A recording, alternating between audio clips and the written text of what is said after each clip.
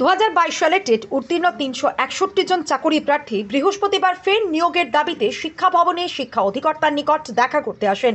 কেন তাদের নিয়োগ করা হচ্ছে না, কবে নাগাদ তাদেরকে নিয়োগ করা হবে, কতদিন তাদের রাস্তায় রাস্তায় ঘুরে বেড়াতে হবে, এই প্রশ্নগুলোর জবাব জানার জন্য। কিন্তু অধিকর্তা না থাকার কারণে তারা এদিনও দেখা করতে পারেনি।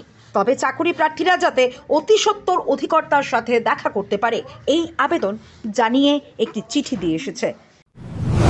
অনেক 1 বছর অতিক্রান্ত হলো, আমরা উত্তীর্ণ হয়েছি। তো অনেকদিন টিআরবিটিতে এসেছি, শিক্ষা দপ্তরের ডাইরেক্টর স্যারের সাথে অনেকদিন কথা বলার চেষ্টা করেছি। তো এখন অবধি আমাদের নিয়োগ ব্যাপারে কেউ কোনো সমাধান দিতে পারছে না। তো আজকে আবার পুনরায় শিক্ষা দপ্তরে আসলাম আমাদের নিয়োগ সংক্রান্ত ব্যাপারে। তো ডাইরেক্টর স্যার আজকে উপস্থিত নেই, সেজন্য আজকে পুরোপুরি আমরা সমাধান খুঁজে পাইনি। আজকে আবার জমা দিয়েছি।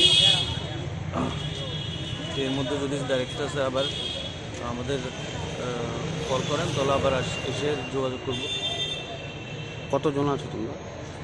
আমরা টোটাল 2022-এ 361 জন উত্তীর্ণ হয়েছি, টেট 1 ও টেট 2 মিলিয়ে।